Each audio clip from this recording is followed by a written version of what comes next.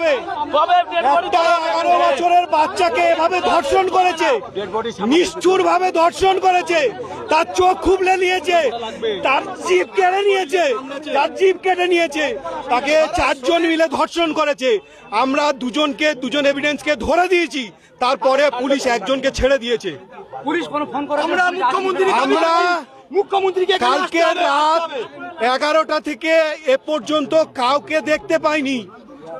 Event আধ ঘন্টা আগে পুলিশ এসছে,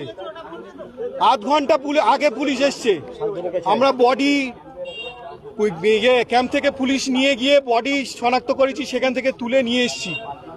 পুলিশ ঘুম এখনো ভাঙেনি। একটা 12 বছরের বাচ্চাকে রেপ করেছে 4 জন মিলে। আমরা চাইছি অবিলম্বে ওর ফাঁসি। মুখ্যমন্ত্রীর কথা অনুযায়ী ওর এক্ষুনি বাড়ি ঘর ভেঙে দিতে হবে বুলডোজার দিয়ে। আর যাকে ধরেছে, যে 4 জন অভিযুক্ত, তাদের 4 জনকে আমরা ফাঁসি চাই।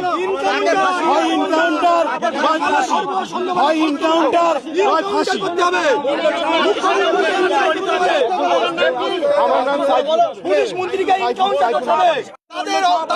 আমি বলছি পুলিশ থাকতে কেন শান্তনু সে এখান থেকে আসামিকে নিয়ে চলে যাবে?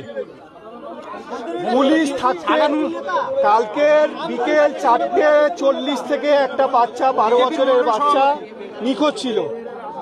আমরা অনেক খোঁজাখুঁজির পরে রাতে গিয়ে থানায় লিখিত কমপ্লেন করে আমরা সবাই খোঁজাখুঁজি শুরু করি।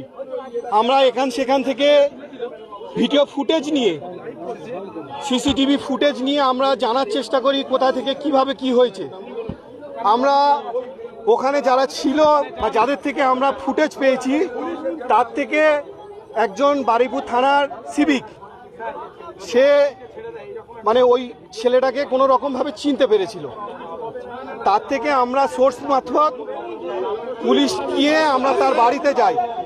বাড়িতে গিয়ে ওকে তুলে ওখানে নিয়ে গিয়ে তাকে কিছু জেরা করার পরে ফের ও আরেকজনকে নাম বলে, তার সঙ্গে নিয়ে আমরা তাকে গ্রেপ্তার করে পুলিশ আমাদের সঙ্গে যায় একজন ক্যাম্পের। আমরা সবাই মিলে তাকে ধরে নিয়ে থানায় ক্যাম্পে দিই, ঠিক আছে। তারপরে পুলিশ আসেনি, আমরা তাকে নিয়ে অনেক ওখানে কথাবার্তা বলার পরে ও আমাদের কিছু হিন্টস দেয় যে বাচ্চাটাকে এখন বেঁচে আছে। আমরা কাল রাত্রে 12টায় রাত 12টায় আমরা ওকে খাইয়েছি, ঠিক আছে। তখন আমরা শিওর হয়ে যাই যে ও ছিল এর মধ্যে ইনভলভ। তারপরে সে ওই আসামিকে নিয়ে আমাদের প্রথমে রেল লাইন ধরে ঘুরিয়ে নিয়ে